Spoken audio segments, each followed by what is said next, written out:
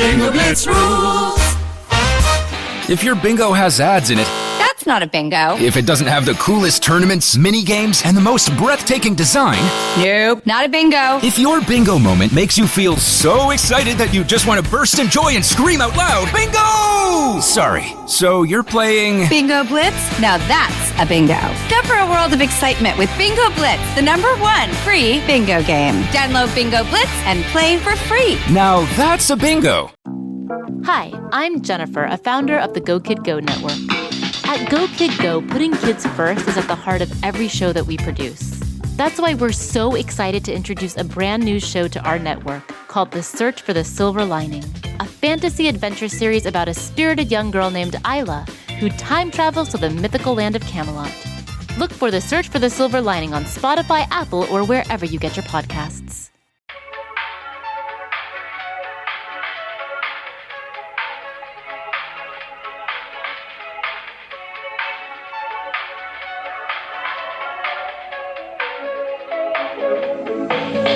Welcome to But Am I Wrong? Are we ever wrong? The answer is no. We're always right, except when it comes to who we vote for politically. Woo! We're always right except for who we vote for politically? Yeah, we're not on the right. Oh, gotcha. I Girl, thought you was meant as slick. right as in correct. No. We're coming correct everywhere we go, but we're not coming right everywhere we go. Not veering to the right. Not leaning to the right. I'm not edging over to the right on that. No. Okay. In election years, November, I am not right at all. No. Not that anyone thought that. Oof. Maybe if you saw just a picture of me. We're both wearing blue. We are both wearing blue, which is my sorority's color. Blue and blue. Very creative. I'm like, it's these colors, isn't it? Yeah, it literally is. It's blue and blue. And I was like, okay, cool. So welcome to another episode of But Am I Wrong? Welcome to a brand new episode. New episode. Because we have both survived whatever mysterious upper respiratory infection is sweeping Los Angeles and a lot of the United States, specifically Los Angeles. I feel like I'm getting sick again. I don't feel totally better. And I was going to ask you, when you were saying you had like that final bit of postnasal drip you were trying to get rid of, how are you doing that? The D, Claritin D. Okay. I'm back on Claire. I'm back on the D. But you got to have the D. Yeah, the D. That's how I got. Okay. And I would do some Afrin too. But you don't like to spray stuff up your nose. Yeah. And you can only do Afrin for like 3 days and then you can't do it anymore. Yeah, it'll fuck up your entire... It's like doing cocaine for years. Yeah. It is. But like, if you ever want to smell more than you've ever smelt in your life, yeah, then that Afrin, and it's instant. Like it just, oof. Okay, so cocaine. And I know why people get addicted to it. Yeah, it is. It's just wrecking havoc on your fucking nasal cavity. Yeah, but if you're like at the point where you can't sleep at night and you can't breathe, then you got to go there. Yeah. So, the final stages. So if I sound a little more nasally to anyone, that is why. I've been in the hot climate of my parents' home. The sauna of your family home. That's why, because I've been in the heat plus having a fan on. Oh so my God, that poor is skin. That's why. I know. Well, this is like a rash. It's not like. Well, contact dermatitis, if it's a rash, can happen in temperature shifts. But these people in this home sleep. Those people are your family. 78 degrees. Disgusting. She sent me a picture and I was like, that is torture. You should file a complaint. I got up twice and then somebody kept turning it off. So it was a war at night, and the like 2 ships moving through the night that don't see each other, getting up, turning it down, finally settled on 72. I think we're good there. I think we can live there. It's still too hot for me as someone who sleeps in 63 degrees. But I've closed the vents. One thing I don't like about the house that they live in now is when we were at the other house, which was 2 stories, they're on 1 level now.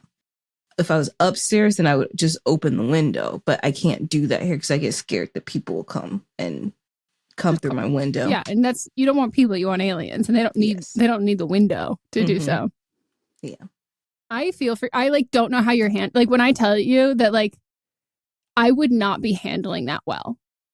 I'm not handling it well. I think at all. I think you're handling it far better than I would have. Because your family, as far as I know, they're all still with us. That's true. Like, well, I just kicked my dad and his friends out, but yeah, but he's still with, like, in mind, body, and spirit. Yes. He's still here with us. Like, yes, I get so like I become a monster when I'm hot, and like especially at night, like I become like an irrational monster. So me too. Just know that like my thoughts and my prayers are with you. Thank you. And I hope that something happens where they have to turn it down. Like I just remove the batteries and be like, it's broken. Yeah. But do that like right around the holidays, so like someone can't come just like fix it immediately. Yeah. And if they do have to come fix it immediately, at least I'll get like a big overtime pay. Big bonus. Oof. But it's just going to be the batteries. So then before they actually come, I would just pop it back in and say it fixed it. So Oh, true. But then I got to come up with another plan after that. Well, you know, everyone, slide into DMs. Let us know. How can we achieve this for Melisa? So this is also on Patreon, the video version, if you want to watch and see our matching little outfits and how absolutely gorgeous we look. That wasn't sarcasm. Like, we look great today. You look great. Agree. You look great. Or you say you don't think you look great? No, I was just giving you a compliment. Oh, okay. Thank you. And then waiting for you to give me another one. Okay, sure. So I get one compliment and then I give you, okay, cool. And you look absolutely amazing. Thank you so much, Her Meghan. eyeshadow, the lip, it's gorge. Absolutely gorge. So if you're brand new here, hi, welcome. What a great way to start. I'm Meghan. I'm Melisa. Like I said, we're never wrong. We are always right, except for elections. And we are going to be doing things that fall under that. Like, what do you do with the power of always being correct, always coming correct, always being right? You spread that wealth amongst the people, amongst the community. And so that's what we do here. We have multiple segments of the show. We will explain each of them before we get into all of them. But really what you should know is you should be keeping track of who you think is wrong in each situation, because on Friday we have Fisting Friday, which is a wonderfully named thing, where we will read the results, because we post the polls for all of the things we talked about on the episode over on our Instagram story. And then on Fridays, we read those results. And sometimes we have updates from people who have written in or people who have their same experience. And we also just ask for people to like send their thoughts and feelings on this so we can like further those discussions. And it's a great time, except this week of Fisting Friday.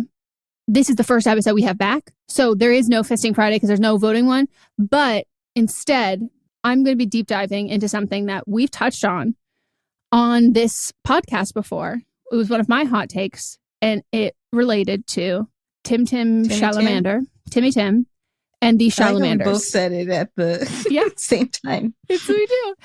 So I will be deep diving into something about him. Does it involve Club Chalamet? It does. So get fucking excited. Old lady. Let me not age shame. No, here's the thing. Rules, standards, and morals are meant to be broken selectively when you want them to be. That's life. That's true. And I feel like we'll save it for Friday. Sometimes shame is good. Anyways, so I'm excited for that. Yeah, we've got so much to talk about. Because, I mean, we've been talking, but to be fair, we probably haven't been talking as much as we normally do because we both were sick, and the sickness we both had was, first the voice was gone, and then it was like coughing incessantly and sleeping. And so there's so much to talk about. Also, I'm 2 hours ahead of you, and our prime time of talking, I'm asleep now. Yeah. And I notice it now, and I'm like, tough. But hey, as someone who's been to Arkansas, I really enjoyed my time there. So I'm like happy for you to be there. I had some of the best food I've ever had, like some of the best meals ever. Yeah. And people would be shocked. And those people would be silly. And you shouldn't be shocked. It was delicious. Shout out to Loaf and Joe's. Wow. Loafin'? I feel represented and seen in this. It's clearly he's talking about sandwiches. I am talking about loafing as a lifestyle, as in the horizontal lifestyle. Well, sandwiches horizontal. So yeah. They got gluten-free bread. They also house make their chips. Shut the fuck up. It's so good. Wait, Ugh. what sandwich did you get? I got this one called the Dagwood. It's what I've always gotten since I was a wee chap when I first had it. It's got ham, pepperoni. I know you're already out. I know. I'm so sad. Salami, like all the like Italian meats, Uh-huh. lettuce, some sauce that's amazing. Like it's just like I the love best sandwich with combination, sauce. and tomato on it. So it's like it has like the flavor of pizza. Ooh, nice. So like an Italian kind of vibe. Yeah, but it's not as like I don't know how to like. It's just good. That sounds good. If no one told me what was in it, I probably would enjoy eating it. You can get it with pastrami too, but I don't like pastrami. Oh, I'll take pastrami any day. Yeah, you can swap out the pastrami and ham. Perfection. Well, I'm not in Arkansas, but I will close my eyes and dream of it. It sounds delicious, though. Well, our first segment is called But Am I Wrong?, where we each pitch our own hot takes, something that has happened, a situation. We want to know if we are in the wrong for doing X, Y, and Z, saying X, Y, and Z, feeling, doing all of those things. Or it can also just be a rant. And mine is something that I have vowed personally that this cannot be a hot take because I'm willing this into existence. And so therefore I need everybody to be on board. And it's more of an impassioned, what is it called when like church, when you're trying to like lift everyone up to like work towards a common, like one of those things, like I'm preaching, but not like that. Do you know what I mean? Like you're prophesying. I think so. I don't know. But there's some church word I'm thinking of that like is, so like, I'm not ranting because I'm angry. I'm ranting because like I need to mobilize these units here to work towards our common goal. And I'm just going to say, everybody has different eras. We've gone through the Jack Harlow era where everybody's thirsting over Jack Harlow. We have had the Timothy Chalamet where everybody obsessed. Tom Holland, obsessed. Pedro Pascal, Paul Mescal, Logan Lerman, Dylan O'Brien. I know who Dylan O'Brien, but those two you said before that, I don't know who they are. Those are a little more niche. Not niche, but like I would say, not. I know. I don't think you've seen anything with those people in it currently. And I just want to say, people have had resurgences all the time. Cycles are a circle, and it is time for the rightful king to come back to his throne. I need us to prepare, and I need us all to work together to bring back the next era of Josh Hutcherson. I am in my Josh Hutcherson era, and I think we all need to be there. We all need to get there. The new Hunger Games is out. People are loving it. They're thinking it's so fun. It's so great. And I want us to know that we can't forget PETA. We cannot forget PETA Millark and the boy who brought us PETA Millark. And this young heartthrob, and also I have to say, short kings are having a renaissance. So like Timothy Chalamet is not that tall. Tom Holland, not that tall. And now it is a time before Josh Hutcherson, he was drowning amongst the Robert Pattinsons and the Hemsworths. Like he was just cowering under these giants, and specifically giant Australians, all over 6 feet tall. And that became the standard. And now short kings are having their moment. Bring my boy Josh Hutcherson. I want him to be sexiest man of the year. I want him on billboards. I want him on album covers. I want him in music videos. Troye Sivan, put him in your next music video. I want him in movies. I want him everywhere. I'm missing him. And I think that there are so many, like, not to like knock anyone, but like there's a lot of like content and like movies and TV shows coming out with like these, just different kinds of different guys, and they're coming back, or they're brand new, or they're doing X, Y, and Z, and they're just not hitting the same way that Josh Hutcherson did. And Hollywood, call him up and bring that boy back. I want him everywhere. The same way that like I'm obsessed with Kristen Stewart, and I'm like, yeah, give her a Christmas movie. And I'm so happy she was in Charlie's Angels. Put Josh Hutcherson in Boy Charlie's Angels and give him a Christmas movie. I'm about to write a Christmas movie starring me and Josh Hutcherson. We do not need Boy Charlie's Angels. No, but like I'm saying like an action movie. But I'm using Charlie's Angels as like that's an action movie. So like give him an action movie. Hobbs and Shaw. Put him in a buddy cop movie. Like I just need us to not move on so quickly from these actors who are so good, and suddenly like we're accepting like kind of like subpar acting from some people, and just like people who like maybe aren't so great, or scripts that are like, bring him back. Where is he? He's in Five Nights at Freddy's, which I'm not going to see because it's scary. So specifically, I would like him in things that are not scary and things that I want to see. And it's his He was in time. a movie with, you said Hobbs and Shaw. He was in the movie with The Rock. I know. Believe me, I've been on my IMDb Pro game and I'm making a list of movies to watch. I'm like obsessed. I can't say that I've seen anything that he's been on except for one episode of ER, in which he would have been a child. So I can't speak to anything. So, okay. I'm not going to say you're wrong. I'm not wrong. When I tell you, if you saw interviews with him in like the least cringy way ever, like this man has supreme riz. Like he's so good. And specifically in like the era of Tom Holland, it would be a shame for them not to play brothers in an action movie. They should play brothers. I'm saying, like I'm looking at this younger picture of him, and they look very similar. Wait, did you never see that ballroom movie? What's it called? No Little clue what you're Manhattan. talking about. No, It's adorable. I like am so obsessed with him, and like this is spurred from the fact that I rewatched The Hunger Games, and then I like just watch all of these interviews with him. And I just know that the girlies are ready because every day I get new people liking tweets of mine that are like thirsty tweets about Josh Hutcherson that I made like 10 years ago. And people are liking them and they have not been liking them prior to, like they liked them then, but like years dormant. And suddenly all I'm getting are people interacting with my old Josh Hutcherson tweets. And so I just know as a society, we are ready. Josh, I hope you know that, but I need Hollywood to get on board. Get him back. I like how he has on his Instagram page, it's just one photo. I know. But he's verified and he's got 1.9 million followers. That's what I'm saying. We're ready. And even that's like a recent photo from November 18th. But and it was for Five Nights at Freddy's. I have nothing to say, but okay. Good. That's all I care about. That's all I care. I just needed a platform to preach to the people. And not that we have this much pull over Hollywood, but if we did, please also cast me in the movie and Melisa can produce it, direct it, all of it, whatever you want to do. So just, help us out. Okay. All right. Are you done? I'm done. All right. Here's mine. It's a personal one. So I went to see a musical this week, actually, when you're listening to it this past week. And I went with my mother, and someone that I've known since I was probably 12 was there. And they said, "Hi, Melanie." And I simply said, "I'm not Melanie." Well, actually, I didn't answer at first because I was looking down at my phone. And then when I realized they were speaking to me, because I didn't know they were speaking to me, I said, "I'm not Melanie, I'm Melisa." And then someone goes, "You must get that a lot."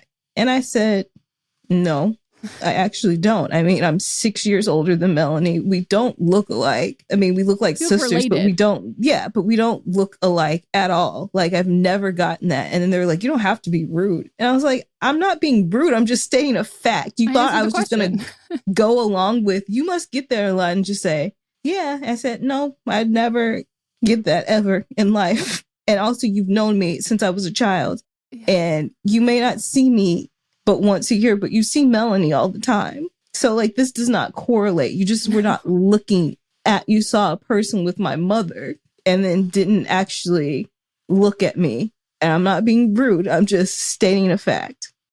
So was I being rude? No. Thank you. The doubling down from people is like, what? Like, I think it's so funny when like someone says or does something rude and then you react like accordingly. And it's like, what? And I'm like, you legitimately started this. Like, this didn't have to be like this. No, and it didn't have to. And I also wasn't being rude. Like, I wasn't. No, I'm saying if they're interpreting it as rude, it's because they were intentional. Then they were like, you know what I mean? Like, it's like, oh, then it's like, well, then you were being rude. If you think how I'm responding is being rude, then were you intending to be rude? Because I'm coming back at the exact same, we're doing the same thing. We're vibing. I didn't think it was rude, but you're calling it rude. So why were you being rude to me? It's just annoyed. I'm still annoyed about it. Well, for anyone who like doesn't know your sister, like you guys, like if you get your whole family, I always say it's like copy paste on like all of like the faces of, but specifically it's like the grandkids, like that's, or like your parents and then the nieces, nephews. That's like the specific like face copy paste. But like, I'm not getting you mixed up in a room with like Noah. I'm like, you might have the same face, but like, first of all, context clues. You are taller than Noah. Like, you're not wearing that's what I'm saying. Like, it's just kind of like, yes, you all look related, but to the point where you're mixing them. No, that doesn't make sense. And also, I look like both of my parents, depending on who I'm with. Melanie specifically looks like my mom's mom, and my mom does not look like her mom. So, like, and also, you said like, they see Melanie a lot. If I was Yes. Melanie, I'd be even more mad. Did you tell her? Yes. No, I haven't told her yet. I'd be like, excuse me, what? Yeah. Like nothing about that makes sense. No. People just need to learn how to take their L's. Like, oh, my bad. Because you're like, you must get that a lot. And it's like, okay, you must... or should I lie to you here? Is that what you're asking for? That's what you wanted me to lie. And I was like, no, I actually don't. No, I love that. Stand your ground. Okay. Sometimes people Thank should feel you. uncomfortable. It will teach people to like stop saying weird things. Exactly. And that's what I said. Because my mom, she's gonna stand, even if she thinks I'm wrong about something, she'll tell me that I'm wrong. But like in public, she's gonna be like, yeah, like Melissa's right. But then she'll like reprimand me later. But now, that was when I was a child. Now it's just like, Melisa is Melissa. Take her. What were you expecting? Yes. And they're like, well, clearly I thought you were someone else. Yeah. And she was just like, I don't know what that was about. That's fucking weird. Yeah. So You weren't rude.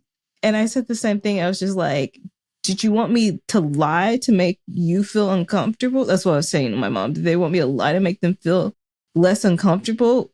Which I'm not going to sit here and lie, one. And then two, I felt uncomfortable with the whole exchange. And also, like, I will actually never understand that POV because when I know I fucked up and if someone, like, if I mess something up, like, let's say, like, I'm drawing something and I, like, accidentally get, like, a black Sharpie on the wall and I'm like, oh, shit, I fucked up. And it's like, no, you didn't. It's like, okay, let's not do that. Like, we both know here, like, I'm mad at like, I fucked up, I did something, but, like, to deny that I did or just try and make me feel better, like, that is more, that's, like, feels patronizing at a point where I'm just like, okay, no.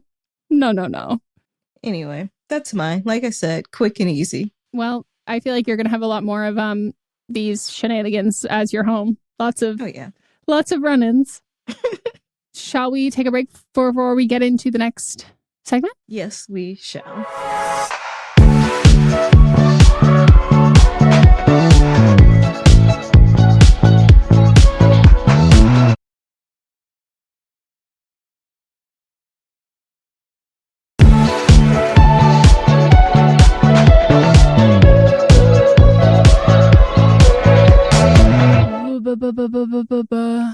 Oh, we're back. We're back. back from our break, and it's time to get into our next segment, which is But Are You Wrong? Where you, listeners, viewers, if you're on Patreon, you write in about a circumstance or situation that you have been in past, present, or future, and you would like to know if you are in the wrong. So keep it under 300 words. We do ask that you include your age, as many details as possible. You can let us know your pronouns if you would like, and it is all anonymous, so please use fake names for people involved, but please do name them because it can get confusing. And if you're going to do references to like TV shows, movies, just know if you like call your partner in this, like, you know, you're Cersei and Jaime Lannister, I will assume that the subtext here is that you are brother and sister. So brother and sister who are madly in anal love with. Can we not? I pooped so much today. I like can't even think about anything going in there. Did they do that? I only saw one episode. Well, they have sex in lots of different positions, and you're not seeing the holes. So like for a lot of like things, what I was watching, that's what was happening. What I'm saying. Like if you're fucking from behind, like, and you don't see the hole, you don't necessarily know. That's why you get wrong hole. Like you don't necessarily know what hole they're in unless it's a plot point. You gotta spread it open. Yeah. Ooh. So did I say the email address, butamiwrongpod@gmail.com? You just did. Okay. Well, first up. Hi, Meghan and Melissa. I am 20, she, her, and my best friend in this story, Margot, is also 20, she, her, and we go to the same college. Last year, we both applied for a scholarship in the fall semester, which would give us $5,000 towards the spring semester. We both got it. This took a huge burden off as I did not have to take any additional loans. She knew this. Today, I texted her and asked her if she'd heard anything about the scholarship being opened again this fall. She then responded with, yes, I applied last week. I was dumbfounded and immediately searched for the scholarship, and it said the deadline had already passed 6 days ago. She said it was never even advertised. I just happened to come across it as I was looking through the website. I wanted to cry when I read this because how could she know and apply and not tell me about it? If I saw it and also noticed it wasn't advertised anywhere, I definitely would have sent it to her and made sure we both could apply again. The scholarship is about DEIA involvement and community service, which is what I basically dedicate my life to on campus, so I know that I would be picked again. Would I be wrong to confront her about why she didn't send this to me to apply again? She knows I'm graduating a whole year early because I simply cannot pay for another year of school. Part of me thinks she didn't tell me because the number of winners are limited and she didn't want the competition. I just feel so betrayed. Am I wrong to be this upset? We're not going to tell you if you're wrong to be upset because you're allowed to feel however you feel. I don't think anyone's ever wrong in how they're feeling. Like I think it's about how you respond. I would think you'd be wrong for confronting her. I wouldn't think you would be wrong for asking her to have a conversation about what transpired. Because I think like if you go in on the offense, like, is there any indicator in your friendship that she would have done this to betray and sabotage you? Because I think like as someone with like ADHD, thinking about like, oh, I would have assumed, like, let's say if it was me and Melisa and or something we were both doing. As a podcast network, our first priority has always been audio and the stories we're able to share with you. But at Realm, we also sell some pretty cool merch, and organizing that was made both possible and easy with Shopify. When you think about successful businesses like Aloe or Allbirds or Skims, an often overlooked secret is the business behind the business that makes selling and, for shoppers, buying simple. For millions of businesses, that business is Shopify. That's because nobody does selling better than Shopify. It's the home of the #1 checkout on the planet. And the not-so-secret secret that's definitely worth talking about is that Shop Pay boosts conversions up to 50%. That's more happy customers and way more sales going. If you're hoping to grow your business, your commerce platform better be ready to sell wherever your customers are scrolling or strolling, on the web, in your store, in their feed, and everywhere in between. Businesses that sell more, sell on Shopify. Upgrade your business and get the same checkout we use with Shopify. Sign up for your $1 per month trial period at shopify.com/realm, all lowercase. Go to shopify.com/realm to upgrade your selling today. Shopify.com/realm.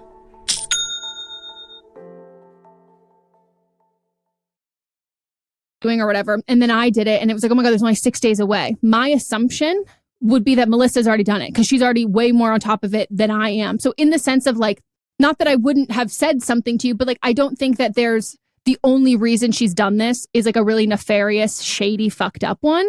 And so I think like if you go into the conversation assuming that of her, I think that regardless of why she did it, it will be an end to your friendship and that is the outcome. I think that you will, we don't really believe in closure, but I do think that like, if it is coming from it, like there's ill intent that she did behind this, I think you will get more closure if you come at this from like a, hey, can we just like, can I talk to like kind of understand this more? I think that's disarming and she'll be more honest with you versus coming on the offense to that because she might feel really fucking bad that she fucked this up and like she like forgot to, but like whatever that is, there can be some shame in being like, I forgot. But she also, yeah, she could have been like, I was nervous about the limited spots. But I think about how you approach it. It depends on what outcome you're looking for. Like, are you looking to get the information about it? Because even if she forgot, you're still allowed to be pissed about it. But like, I just think that for me, I'm pretty strategic in like how I go about things because how I go about like talking to people about things because like I'm trying to get as much information as possible and then I can make the decision from there. But if you've already kind of made your mind up that like this, regardless of the reason why this betrayal is like a deal breaker, then I think you wouldn't be wrong to confront her. Yeah, I don't think that it's someone else's responsibility to remind you to apply for a scholarship or even like out of courteous, like it shouldn't even be a courteous thing. And I don't personally think that it was, I don't know her, so I might be wrong, but I don't think that it would be nefarious of someone not to tell somebody else about a scholarship. That's kind of like your own thing to do. But also school is stressful enough that like if I just like there's so many scholarships out there, so many scholarships to apply for. And you shouldn't be relying on other people to send you information, especially if it's something that it's right, the same scholarship that they did before. Yeah. They would have sent you, I would think, the information to reapply again. And if they didn't, again, like you were already on the radar for this, this should have been something you should have been doing for yourself. Yeah. So I also think that like, as much as it sucks, this is something I really like don't like about the like education world of how it like currently the systems are in place. Like it is really competitive. And like I've had friends who have been like said like nasty things to me or like gone behind my back to a teacher for something because like they didn't think that I deserved the grade that I had when they had like worked harder. And it's because like it fosters a really competitive environment. And that's even more so in college and when you're paying for it. And like that really sucks. But I also don't think that that environment I don't think it necessarily is framed in a villainous sense that like a friend would consciously make a decision of being like, I'm about to be a backstabbing, conniving bitch. Like it's just the stakes are really high and stress is really high. And there might have been a part of her that consciously was like, I don't really want to mess, like she's like without a doubt going to get it. And I feel like I'm on the cusp of getting it. But then also could feel like you already definitely applied and like doesn't want to seem like they were stupid and they like waited hell long to figure all of this kind of stuff out. So like, I think giving someone the benefit of the doubt is always better if this is like if this feels like so wildly out of character. And if this is something that like you said, like if the roles were reversed, that's totally fine. But something I've had to learn because I've been in situations like where I'm like, well, I would have never done that. Depending on what that is, sometimes like you do need to like that boundary or like that relationship that hasn't been established there. And so for saying it like, okay, like next time or something like this, like if you see something like this again, like, can you like message me and like let me know that you saw it? And I don't think it's ridiculous to ask that of her, but I do think like without establishing that, like Melisa said, like I don't think it's something that is really necessarily expected. So she might have like failed you as a friend, but didn't know that that's what she was doing there. So like she could have consciously been like, I know she hasn't done this and I'm not going to message her because I think she'll get this spot over me because I'm applying late for this. And like, I don't think there's enough spots for both of us. Or she just could have done it, didn't even think about you specifically, which like might feel like a slight, but like, again, like college is like a really high stakes environment and she inadvertently hurt you. But if she had known that that would have hurt you, she wouldn't do that in the future. But it's hard to know. And I think coming on the offense I think you'll just regret it because we all do things. Stress gets to people in different ways, whether it's intentional or not. The outcomes of that, we're not always like our most proud selves. And it's tough, especially when it comes to money, because college is so fucking expensive. Yep. All right. Here's the next one. I think it's kind of in the same vein. Hi, Meghan and Melisa. Love your podcast. Listen to it religiously. I, 24 female, have been working as a working student at a company for about a year now. I just finished my bachelor's degree and the company couldn't offer me a position directly due to a hiring freeze. But I was able to get a contract with them in the same department through a temp agency. I love my job there. Love is in all caps. I've worked since I was 14, and this is the best working experience I've had so far. My stepmom, 40, happens to work in the same company. We are very close, but back when I was applying, she didn't know I was doing so. So no vitamin B involved. I don't know what that means. I'm feeling old. Meghan doesn't either. Now I've known she is very unhappy in her current position after some structural change in her department. And when a position opened up in our department, I've suggested she applied for it. Back then, I was still a working student at the company directly and not employed through the temp agency. Now this is a large company and hiring is incredibly slow here. So it's been a while since she applied and that position has not filled yet.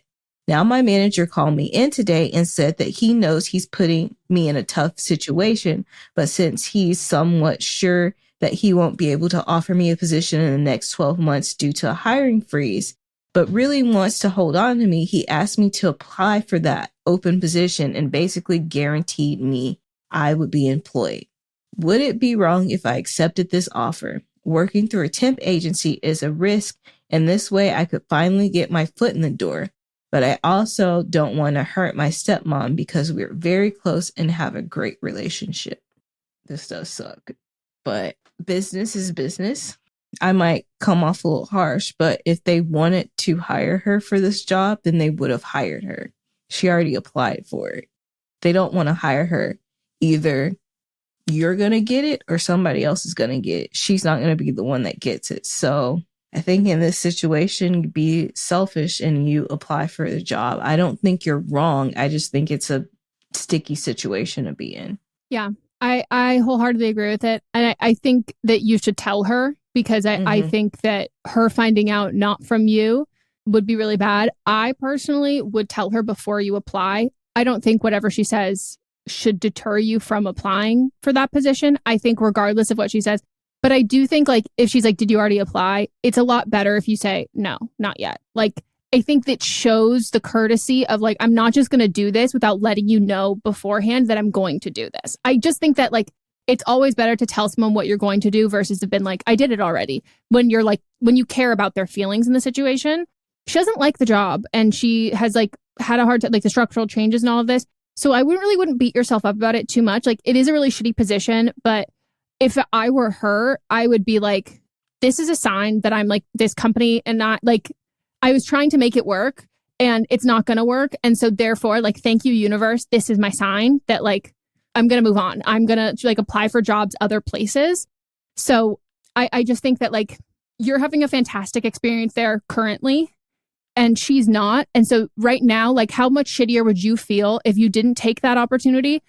And again, like Melissa said, she's not even going to get the job. But let's say she did get the job. She still hates the company and then she quits and then gets another job. And then you're like, well, fuck. So like, I just think like you are really set up for success there right now. And you're starting from, I'd say you're starting from like let's say you're starting at even 0. She's starting at like -100 to kind of get to a place where she's really enjoying this and she's liking this. And this is like a good work situation for her. So I know that if it was like my stepkid, I would be like, you love this job. Like, oh my God, no, take this. Like, I don't. Like, I'm not enjoying this. And like, I think it's a very clear, obvious answer, obviously from the company about who they want to go with. And it's not her and it is you. But also that also reflects your personal feelings about this job and like this company. And she's trying to like save her save her job in the sense of like her own wanting desire to work there versus you securing a job you already love. Mm-hmm. So it's much less legwork and heavy lifting for you. So if I were her, like I would encourage you to take it 100%. Like to me, that's a far more valuable thing for you. Yeah. But it's tough. And I really don't like that your manager told you this. I wouldn't be envious of you in this situation at all because this is just hard. But it's like you won't have a long-term job if you don't do this. Like, yeah. I think really what the manager should have done is like let her know that like, hey, like let your stepmom know, like, hey, thank you for applying for this. We're not like we haven't hired the person yet, but we are going to be passing on you. So I think that should have, but the way that they're tying it essentially to that, like, I think that they could cut the tie with her, cut the potential hope for this. And then the position is open. And I even think your stepmom, like, you should apply. Like, that's, you know what I mean? Like, I think that position is not kind to put you in.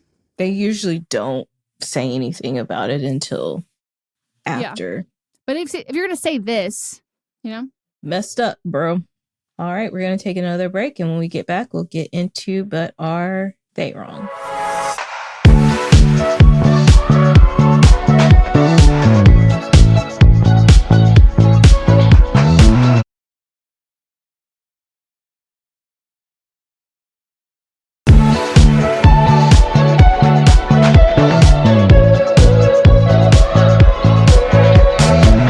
And we're back. Now it's time for But Are They Wrong? And that's when we pick somebody from the news, pop culture, the zeitgeist, who we think is wrong, aka the Rachel of the Week. Can you guess who my Rachel of the Week is? Matt Rife. Oh boy, have I been itching to talk about this motherfucker. And I don't know if I've expressed it on the podcast before, but the second I laid eyes on this crimson chin, handsome Squidward, I was like, hate him. Bad vibes, hate him, not funny. So odd that he's being like, oh, everyone only likes me because I'm hot. And I was like, it's so odd because like I actually don't feel any of those things. I don't like you. And I also don't think you're hot. So I was just like, okay, can't stand the man. And if you are living under a rock and you don't know who he is, just count your blessings and gird your loins for what we're about to get into. So he has had problematic thing after problematic thing. After all, he is a white man who's a comedian. And most recently, what transpired that kind of blew up his spot. And the spot that he had built for himself was an audience of exclusively women.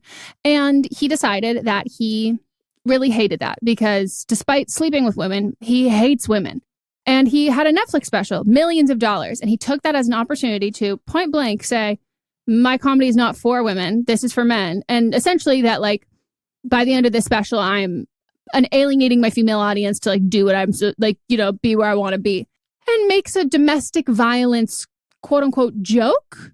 It's just a sentence. Like there's no punchline. There's no like, this is not a setup for a joke. Like I know some people think that if you say something and then someone laughs, like therefore it is a joke. But like jokes actually have structure and a format. And like there's multiple different kinds of formats and like different kinds of setups for jokes, but like it's like a joke. But he doesn't say a joke. He just says he's at a restaurant with his friend and the hostess has a black eye and they were like, ooh, she shouldn't be working in the front. Like she should be like that's still off-putting. She should be working in the kitchen. And it's like, well, you know, she wouldn't have that if she wasn't working in the kitchen. But specifically the context before that, he implies like we all know how she got it. It's pretty obvious. And that is domestic violence. He then posts on his Instagram story a link for everybody who's offended, like link to my apology. And he links to, for I think what the title of this was, which is like not what they're officially called, special needs helmets, which the like the goal of his is like offensive first, humor and accuracy. Factual accuracy are like not even on the table. Like they're not even clocked anywhere in this, because I'm like, you do realize that like this is just a helmet that a lot of children wear so they don't have misshapen heads. Like this is absolutely nothing to do with like intelligence or like like you're trying to be ableist, like as a response, you're trying to be like, actually didn't get enough people pissed off with this joke. So like, let me double down and offend more people. But like, huh? Like, you're what? And he's just such a fucking piece of shit. More stuff has like come out since. Then this not YouTuber. Actually, she might also be a YouTuber, but she is on TikTok. Her name is Bunny. And she has a son who's 6 years old. And in his special, he like makes a joke about Jupiter having rings. And it's like her son is like obsessed with science. And he stitches the video on her account. Again, a 6-year-old on her account. And like, she's not like a mommy vlogger. She just like sometimes will like talk about science and stuff. And like other people who watch her, their kids will enjoy watching her son talk about science. And it's like none of the content is like inappropriate in the sense at all. And that might sound weird if you don't know the context, but I just want to make sure you know. So like how his reply is like so fucking out of pocket. And so her son stitches this and is saying like, actually, no, Saturn has rings and like, you are not very nice to women. Matt Rife comments on the video and says, Santa Claus is not real and your mom paid for all your Christmas presents doing OnlyFans. For the man who cannot take a joke, a 6-year-old?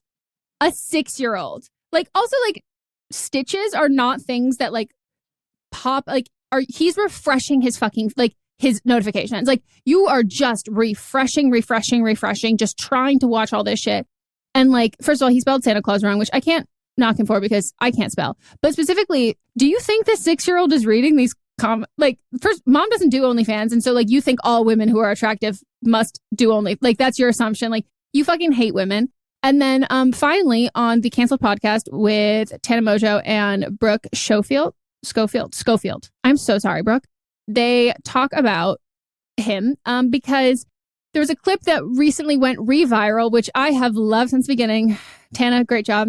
Where Matt Rife is talking about his haters and how he realized that people only hate things that they're jealous of. And so Tana says, do you think people are just jealous of Osama bin Laden? Which, fantastic. And I showed it to Mott's like 2 weeks ago. And he goes, damn, does she not like him? And I go, I can't believe you picked up on that. Because like as a woman, I can pick up on like, she does not like him. And how I can pick up on it is I'm like, oh, you don't like him in the specific way of not liking him that like you don't like him on behalf of your friend who is not ready to not like him yet. Like as women, we can see that, we can sense that, we can tell that. And even Mont was like, she doesn't like him. And I was like, oh my God, they're evolving. Like he noticed, wow. And so she finally talked about on her podcast after defending him and revealed that there was a clip of, he was on the Stiff Socks podcast, which he has since gotten these clips removed, or at least the whole episode removed, where he goes on and all of this is specifically targeted at Brooke, but without saying her name. So she knows it's about her because they were hooking up at the time. But he talked about how his biggest turnoff is girls with outie vaginas because it looks like God left the tag on, and just keeps going and like just saying the most like vulgar and offensive, like demeaning shit about women's genitalia. and like just so much disdain and so much like disgust by these genitals that you're apparently like so interested in sleeping with that you had slept with those ones probably the night before, like specifically the ones you're referencing. And all of that was like about her. Then it all came out that like this stuff is more just like personal, that like, you know, he was like playing a bunch of girls all at the same time, which is just par for the... With something like 5 million podcasts, finding a really good one can take a ton of time. So let me recommend one. It's called Something You Should Know. I'm the host, Mike Carruthers, and in each episode, we discuss topics that can be really helpful, like how to read people better, the psychology of crowds, or fun things like the story of Legos, or why you probably wouldn't be here if it weren't for horses. Something You Should Know is the name of it, wherever you get your podcasts. Course for comedians, in general, but like, you know, men, but all of the things compiled to be like, you specifically intentionally made your audience women to then get as many women watching you as possible to then say, I fucking hate women. And like, I don't know what your mommy issues are, Matt Rife, but oh my God, baby, like relatable. I totally understand. Therapy, like therapy. And he is just so not funny, and we should not be making not funny people famous. But I do think there's something specifically ironic about how he talks about people only like him and like only go to his comedy shows because he's like attractive and they don't know how funny he is. And he like plays this plight of like pretty privilege and like how much it has hindered him. And that pretty privilege was bought by plastic surgeons. There is nothing more hilarious to me than like complaining about like, whoa, it is so hard to be this gorgeous. And I go, hard on your wallet? Sure. I totally buy that. And then the plastic surgeon who like made a joke about like how he like, when your client gets canceled right after you like give them the best glow up ever. And he comments on like lying about medical history is illegal. I'm like, oh my gosh, boy, in your own words, take a joke. Right. I can't stand him. And like, I specifically like, he to me has one of like the most obvious code switching black sense of any present day comedian I have seen. Like on certain podcasts, close my eyes, I have no idea who it is. And then other podcasts, I'm like, that's Matt Rife's voice. Like and like specifically you can tell even when he talks to people and he's doing his like crowd work, you can like tell that this is a man who views women as like, how can I use you? Like you can just tell. I'm like, ugh. And you just know that prior to this, and this is what everyone should know. We've talked about this before, but like the only difference between a creep and a guy who you're like, oh my God, he's like so into me, is how attractive you find them. Like that's the behavior can be the fucking same. And you're like, okay. Like you will tolerate so much fucking more from someone who you deem attractive. And so I just need everyone who's having maybe a hard time swallowing this to visualize him before all. This is his behavior. He just made the outside match the inside. Like, he's just, And like, this is giving me incel vibes. Do you know what I mean? Like he's giving me incel vibes of like, I fucking hate women. I'm going to spend all this money on plastic surgery. I'm going to get all these women to love me. And then I'm going to break their fucking hearts like they did to me. And I'm like, oh my God, deep breaths and a meditation app. Like, calm down. Go on an island. Like, leave everybody alone. I hate him. Rightfully so. And of course, you are not wrong. Are you going to admit to people that you did enjoy him for a bit? I did. And it was before he was... I've talked on about our it Patreon on the live podcast. streams. There was a time where I said, "Ugh, Matt Rife," and everybody was like, "What? No, I think he's cute and I think he's funny." And I was like, "I there can't." was a time where, and then when he started, and he was just doing, and his comedy was very much in a way when he first started, where it was very much of him taking up for marginalized people, and that's what he built his platform on. And then he turned out to be this person who I wrote a screenplay that it would be him and Meghan starring in it. I always forget about this. He's still good for the role. I mean, now he's just the role. That's the problem. Now now he's just the role, where it was like a body swapping where this fuck boy gets into like a cis woman's body, and then Meghan would be the cis woman in it, and whatever. It doesn't matter anymore because I would never work with this dude. Yeah. I find that part specifically in City, like he specifically built his audience on Black women, and that it's like you like imagine like it's like he fucking sat in a dark lair with like a hairless cat. Sorry, Jenny. And is like stroking his fucking cat and is like, how can I hatch my plan? And it's like, there's a fucking whiteboard and it starts with like, okay, first I'm going to like get Black women. Then I'm going to get white women. Then I am going to get, then he never got most other people, but like he's like was specifically doing all this. And then I'm going to get their partners and get their boyfriends. I'm going to get this, this, and this. And like this, how I'm going to do all of this. And this is how I'm going to, and it's just so odd because he also like, specifically is saying that he's not like he knows that people are going it's a mostly straight people and they're going with their male partners and so he's like saying that he's like targeting them, but I'm like, you are assuming that all of these men who are dating these women also hate women, including the women that they're dating, that like you think I'm like, this is why I'm like, this is not a fully fleshed out plan. The only thing you have is like you're so fueled by your hate of women that like you can't actually see that there is no outcome here because you're predisposed in thinking that everybody feels the exact same way that you do. Right. And like, sure, some of those guys in the audience might feel that way, but that is not like to think that that's the vast majority also tells me the spaces that you put yourself in and the people you surround yourself with. Yeah.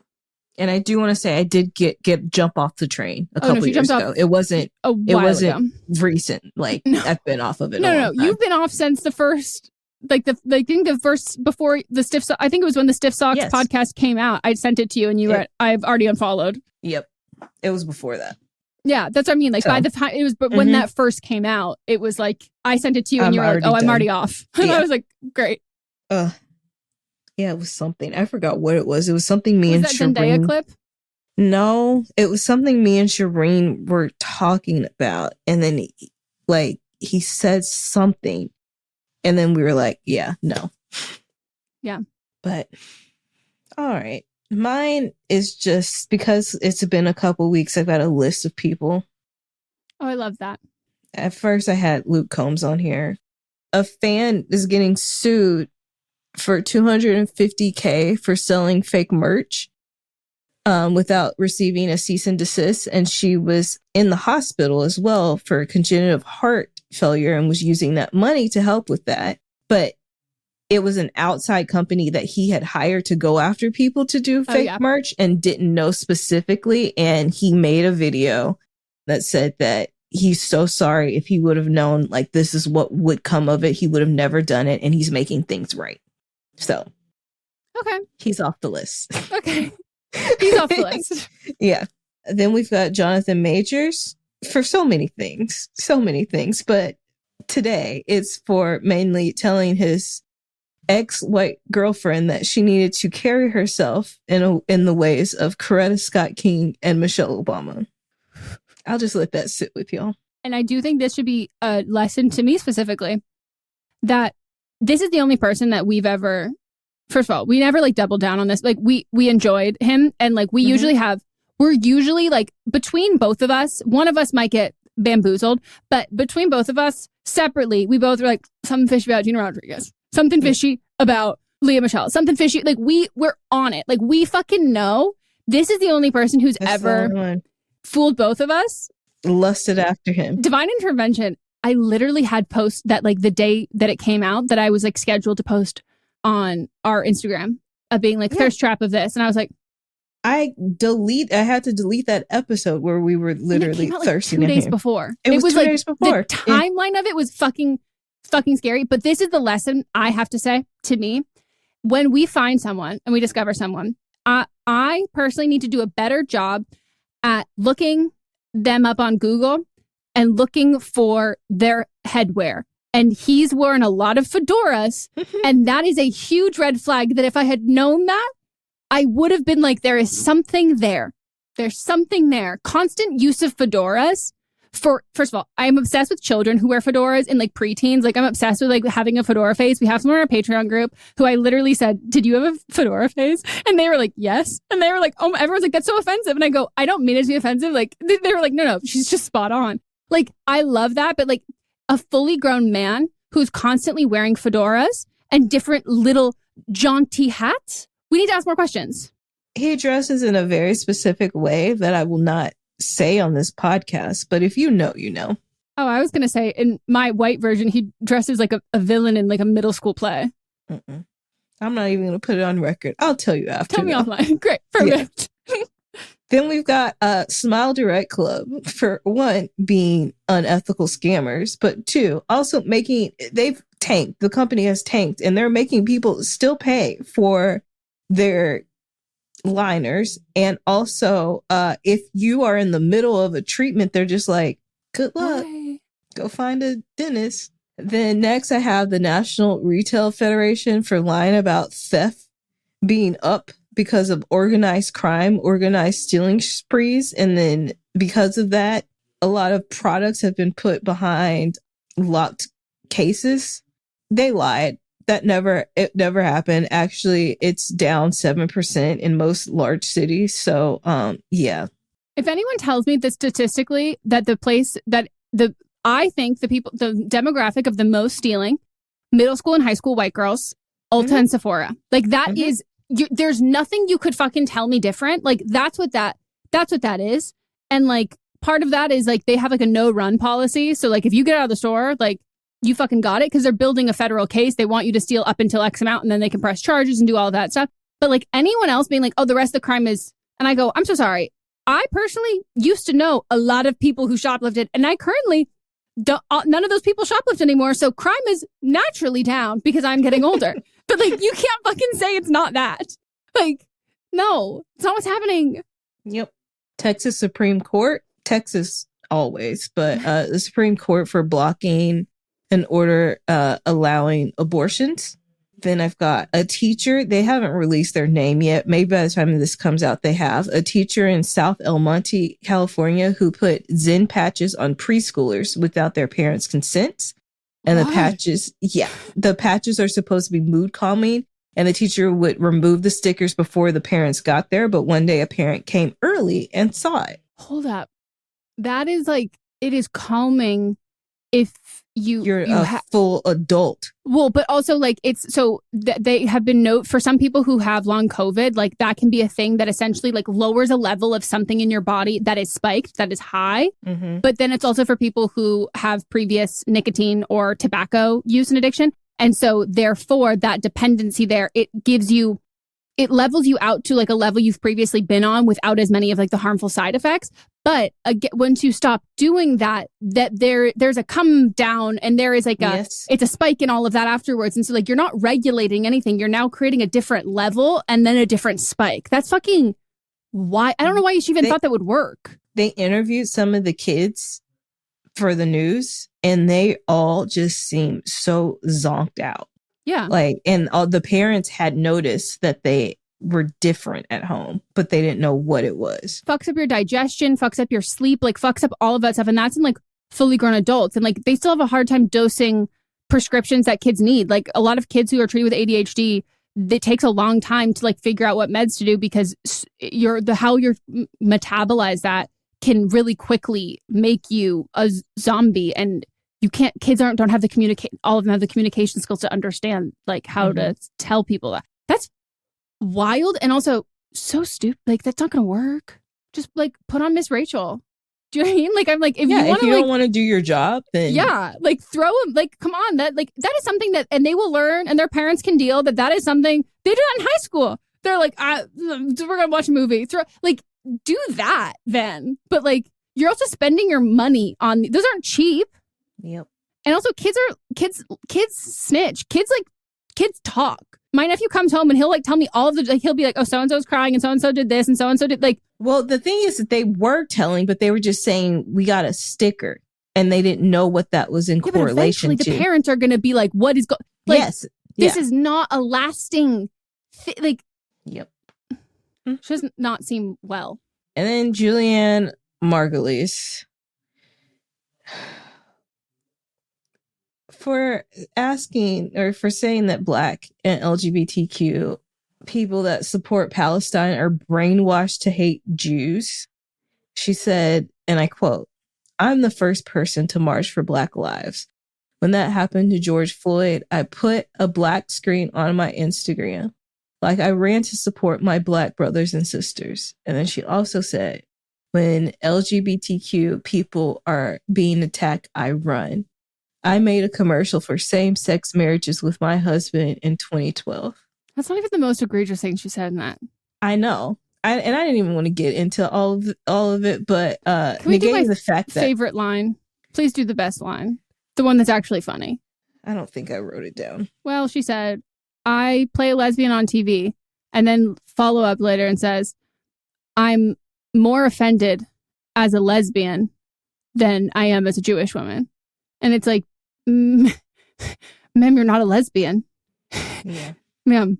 Also, apparently in her book, I think it was her book, she echoed a lot of the same, like the most egregious things are like very violent, graphic depictions of things, of like what would happen. Like, and specifically as a white person to my fellow white people, like saying those kinds of things, like that is like a racist fantasy. If you're like, it's like discussing like, oh, these horrible violent things are going to happen, like that in this context, who she's talking about, like this is a very like twisted racist fantasy. And it's the same thing in an obvious different category when people will do that about like, oh, you're going to get raped. You're going to get it's all of these things that it's like, you're just discussing like this absolute like torture and dehumanization and abuse of people as like a sense of like, no one should be taught. Like that's a weird, no one has that at the top of their head. Like that's such an odd fantasy thing to then share with something. Like it's just super fucked up.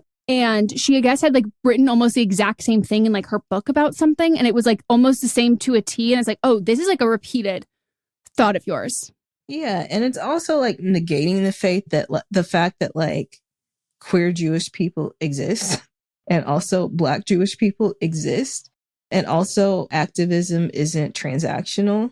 She also said something that there was this Black film club or this Black lesbian club on the Columbia campus, and they put up a sign that said no Jews allowed, which is not true. It said no Zionist allowed. Yeah. I mean, I have a hard time specifically with like as a non-Jewish white person with like using that. I think like people identifying with that term who have like specific being like an anti-Zionist in this context, like who identify it with from being a specific marginalized community. But like I do think as like white people, like me included, and to like anyone who's listening, like I think being careful about using those, because like it coming from white people, it is a dog whistle for other things like that. And so that doesn't negate like the definition of it. And so like when people interpret it in that way, but when you lie about what it said, that becomes like you're cheap. That's the issue there. It's like you can take issue, people can take issue with anything, but when you lie about something like that, like it also like does not bode well for the true and honest things that are happening. Like you don't make yourself a credible narrator or story like of this, and like that's a huge problem, especially because that there's most of these things are specifically targeting Black women. That's the thing, is that you're targeting people that are specifically saying, you know, like no Zionists. They're not being anti-Semitic in this. They're actually trying to protect people. When you take it out of context like that. Specifically, you said Black lesbian. Like that's for a lot of people, you'll notice the people who are being targeted and reprimanded for this, who are facing the harshest consequences, are women of color. Like that's just what's happening. And there's a lot of like, I mean, there's Elon Musk, like people who have said like horrific shit that are white men, and that's fine. Like it's okay. There's an excuse or something like this. And it becomes like, yeah. And like just the terminology she used, it was just, do you ever watch that show? Did you? Mm-mm. So her co-star, by the end of like the last, like I think it's the last like 4 fucking seasons or something, they like could not film together because she hated her so fucking much. Yeah. And I was like, even their last scene that they shot together, they didn't actually shoot it together. They shot it at 2 different times and then made it look like they were together. But if you could watch it, you could clearly see that they're not in the same room. I mean, she was the best fucking part of that show. It's kind of a Glee. Of course you watched it. That's a CBS show. Of course I did. It's very much, she's like a Rachel Berry. It's like the star of the show. You're like, God damn it, I fucking hate her. Like the most like, it's not the character you love, like at all. And it does seem like in Hollywood, that's a lot of typecasting that we're getting. Yep. which is not fun for the crew or fair to the crew and the rest of the cast. Not at all. Stop casting horrible people to play horrible people, especially on episodic. That goes on for CBS. They got time and money. Right. A lot of years. CBS is like 30 years? Okay, whatever. Yeah. And everyone else is like, we have to do this for 30 years. All right, that's all I got. Well, quite a list. People have been up to some shit. And thank you for sharing that. And I would like to say this is my monthly, weekly reminder. And thank you to Melisa for bringing us George Santos. And I just want everyone in our group, in this podcast, in this audience to know you have the bragging rights. If you've been listening, you have the bragging rights to tell people, I knew about this man before all the rest of y'all. And as the world started learning about him, you can say, no. My queen, the icon, Melisa, she actually, really what you say is, my friend actually told me about him like months ago when it was like first all starting. So we've had a front seat for all of this. And as he is currently doing all of his things, he's not been on Z-Way yet. He's gone. We haven't seen it yet. I just want to thank you again for your service here and your deep dives onto random niches online that no one has ever heard of before, because sometimes they end up getting elected to the House of Representatives and then they end up getting fired and they end up stealing babies and they end up just lying. And we get to watch a front row seat. And some people are even paying for cameos, which do not do. Don't do that. Do not give that man your money. No. You can laugh. You can get the entertainment. But you do not fund someone to do X, Y, and Z, nor do you give people money for he has shitty fucking views. My whole thing of giving people reality shows, I'm not paying for the reality show, but like it's under the contract of which that you cannot be doing those things. You cannot be spending your money X, Y, and Z. And what's up, everyone? It's Noah Daniels. Hey, y'all. I'm JJ. Hey, guys. It's Kat. And we're your hosts of the Real Hauntings podcast, where we bring on guests who share their first-hand encounter ghost stories and supernatural experiences. Now on to the trailer. I've been warned to not tell this story, but I think because of the way it ends, it's okay to tell this story, because some people say that with certain entities, to like speak of them or talk about them or in any way like portray them as powerful will attract them to other people. The creepiest thing about it to me is a lot of times it would wait for me to notice it. Like it would just lay its arm out like this, and then I'd be like, where is it? And then I'd see it, and then it would just slither back. For more information on the Real Hauntings, Real Ghost Stories podcast, make sure you check out real.fm to learn more about our podcast and many other amazing podcasts. Way. So no, he's not just buying Sephora orders. Yeah, do not give him your money at all, because he's a scam. The whole thing is that he's a scam artist. It's kind of like when people are just giving Caroline Calloway their money again. Like she released, people are like, I'm doing it again. I'm paying for her book. Maybe it'll come. But it's worse because he had power to change laws. Oh my God. I hope Caroline Calloway doesn't like suddenly be like, should I run for office? She wouldn't. The only time I hear about that girl is from you. Like I've never heard about her in the real world. You know, my deep-seated desire was to play her in a movie, and every single piece of writing that she has done or about her has already been fucking optioned. But I'm keeping tabs on it because I'm like, whenever you're auditioning, please. We hope you all enjoyed, and don't forget to vote for Fisting Friday so you can say who you think was wrong in all of the segments that we covered. You can always nominate people by tagging us on Instagram. If you wanted to nominate a specific person, please just DM us them. Don't tag us in their content.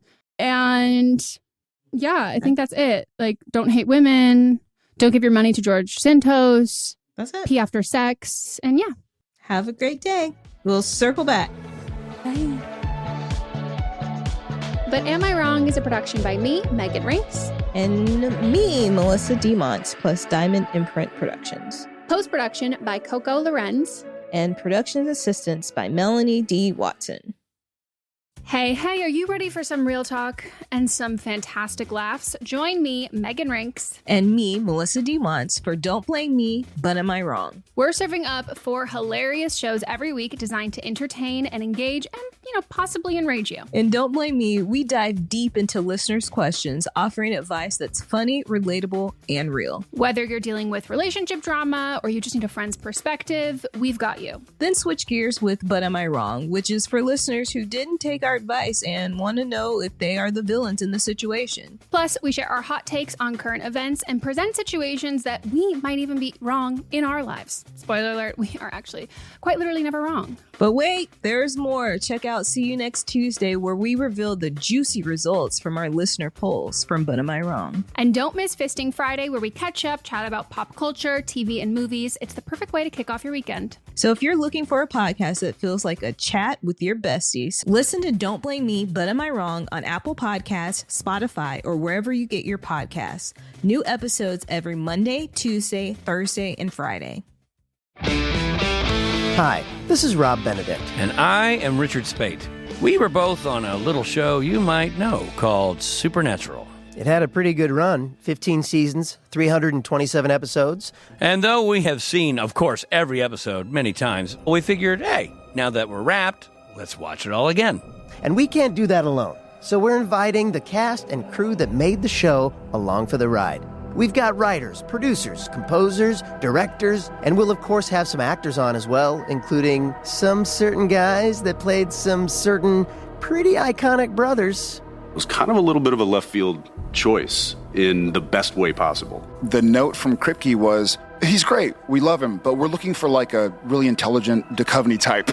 With 15 seasons to explore, it's going to be the road trip of several lifetimes. So please join us and subscribe to Supernatural then and now.